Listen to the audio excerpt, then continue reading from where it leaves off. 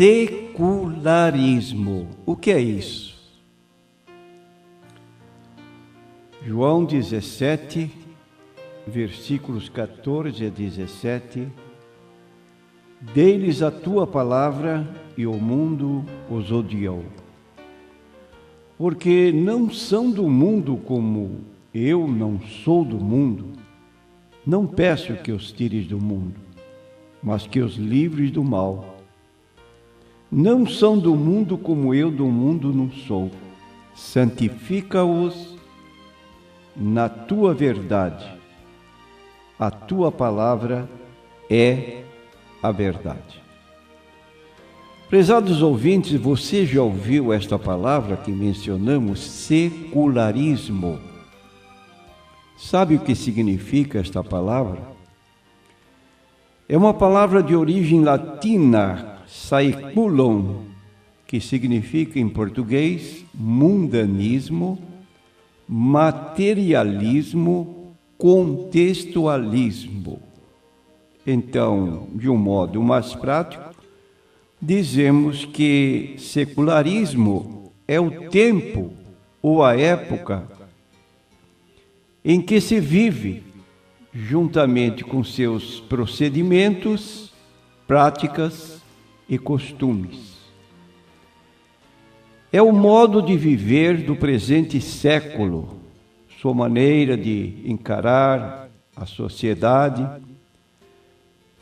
mentalidade, pensamento, maneira de ser, propensões, rumos. Ora, a Bíblia declara: o mundo jaz no maligno. E o secularismo é uma forma sutil, ardilosa e lenta de Satanás corromper a Igreja de Deus. O secularismo ou humanismo é o inverso da espiritualidade bíblica na vida do crente. E para debelar este mal, que leva o crente a viver dividido, não ameis o mundo nem as coisas que no mundo há. Se alguém ama o mundo, o amor do Pai não está nele. Palavras que encontramos na Bíblia e a palavra de Jesus, que ninguém pode servir a dois senhores. Então, é um problema que é real e que dizemos que só um avivamento é a solução contra o secularismo que investe contra a Igreja de Jesus Cristo por toda parte. Você já ouviu aquela expressão que o barco foi feito para estar na água, mas a água não deve entrar no barco? Então a igreja está no mundo, mas não é para viver dentro do mundo ou dentro da sua forma de encarar a vida presente. Logo, se nós dizemos que a melhor solução é um avivamento, nós temos que nos ater à palavra de Deus para ver o que a Bíblia recomenda no sentido de estar no mundo, mas não pertencer a este mundo, não encarar a forma de considerar, de viver dentro da sociedade como assim encara. Então, o próprio Deus é quem nos diz, ou melhor, que diz ao homem o que fazer para escapar do secularismo que domina a sociedade presente. Nós temos na Bíblia Sagrada, no livro de Êxodo, capítulo 20, a declaração do próprio Deus: não terás outros deuses diante de mim. E como temos apontado em programas anteriores, deuses não significam apenas ídolos, imagens, mas um jogador de futebol, uma atriz cinematográfica, de TV, um político, podem ser considerados deuses para determinadas pessoas.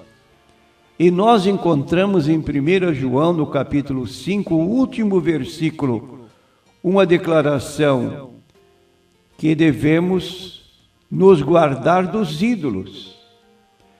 Outra declaração de Deus na Bíblia Sagrada, para que não vivamos dentro desta forma encarada de secularismo, é que Deus recomenda sermos santos. Está escrito: santos sereis, porque eu, o Senhor vosso Deus, sou santo.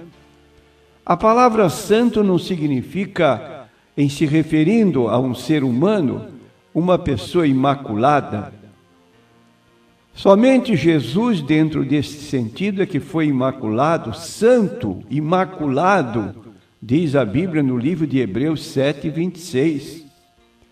Nós somos santos no sentido de sermos separados para viver para Deus, considerando que Ele é santo, exige ou recomenda que nós sejamos santos. O salmista reconheceu que a palavra de Deus escondida no coração é a maior defesa contra o mundanismo ou secularismo presente.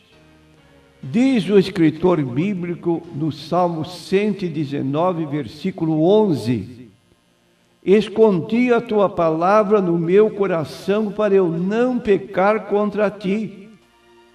No mesmo Salmo 119, ainda nos versículos 33 a 38, nós lemos o seguinte: ensina-me, ó Senhor, o caminho dos teus estatutos, e guardá-lo-ei até o fim. Dá-me entendimento e guardarei a tua lei, e observá-la-ei de todo o meu coração. Faze-me andar na vereda dos teus mandamentos, porque nela tenho prazer.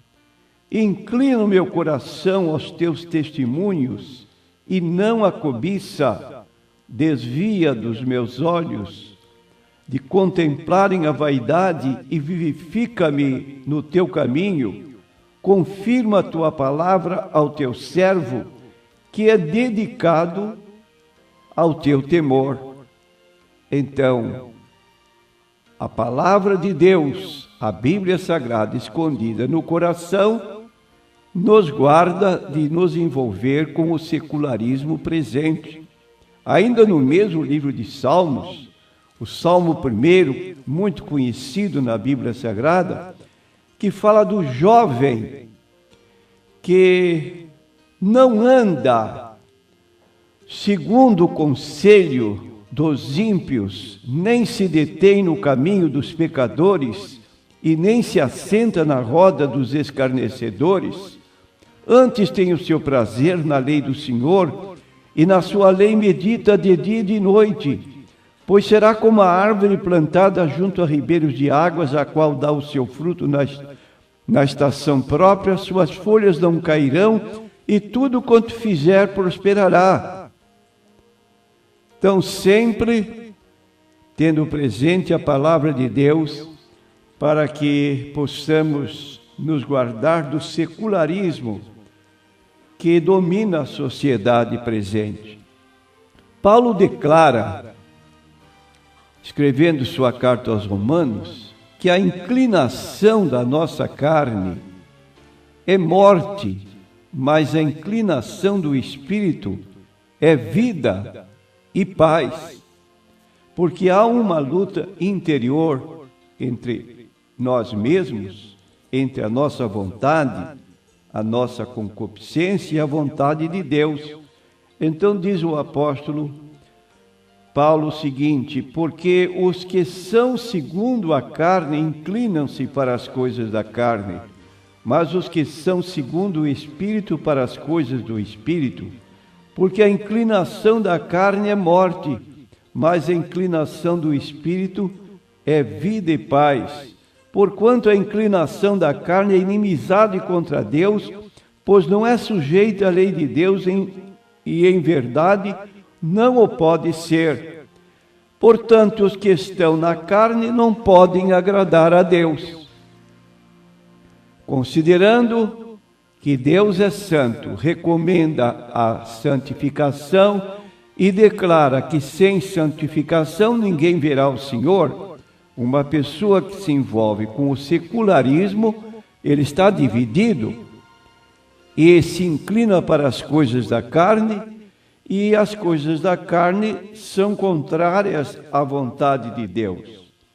Diz o mesmo apóstolo Paulo, no capítulo 5 da sua carta aos Gálatas, 16 a 21, o que pode acontecer com as pessoas que vivem pela cobiça da própria carne ou a sua concupiscência, porque a carne cobiça contra o espírito e o espírito contra a carne, e estes opõem-se um ao outro para que não façais o que quereis, mas se sois guiados pelo espírito não estáis debaixo da lei. Porque as obras da carne são manifestas, quais são: adultério, prostituição, impureza, lascívia, idolatria, feitiçaria, inimizades, porfias, emulações, iras, pelejas, dissensões, heresias, invejas, homicídios, bebedices, glutonarias e coisas semelhantes a estas, acerca das quais vos declaro, como já antes vos disse, que os que cometem tais coisas não herdarão o reino de Deus. Então, uma pessoa secularizada, vivendo dentro dos costumes da sociedade presente, ela não pode entrar no reino de Deus. Mas se somos guiados pelo Espírito, não vivemos submissos a essas inclinações carnais que combatem contra o Espírito. O fruto do Espírito Santo é amor, gozo, paz, longanimidade, benignidade, bondade, fé, mansidão e temperança. Aí está uma pessoa que é dominada, que vive na vontade de Deus, ela subjuga a sua carne para poder agradar a Deus e não se conformar com a forma de viver do mundo contemporâneo. Ela procura se afastar para poder agradar a Deus. E como dissemos, não dá para servir a dois senhores. Temos que optar, fazer uma escolha, e o apóstolo Tiago, na sua carta, no capítulo 4 da sua carta, ele recomenda que tenhamos uma distinção. Não sabeis que a amizade do mundo é inimizade contra Deus? Portanto, qualquer que quiser ser amigo do mundo, constitui-se inimigo de Deus. Há uma opção, há uma escolha a fazer.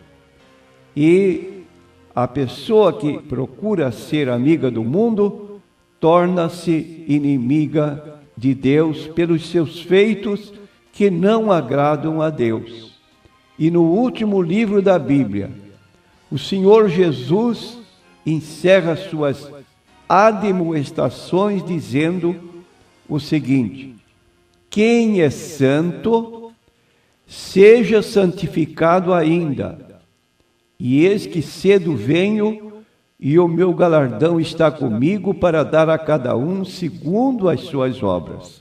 Apocalipse, capítulo 22, versículo 11 e 12. Repetindo, quem é santo, quem é separado da contextualização da sociedade presente, não vive segundo os padrões carnais, mas vive segundo os padrões bíblicos. Esta pessoa tem uma exortação do próprio Jesus. Quem é santo, seja santificado ainda, eis que cedo venho, e o meu galardão está comigo para dar a cada um segundo as suas obras. Amém.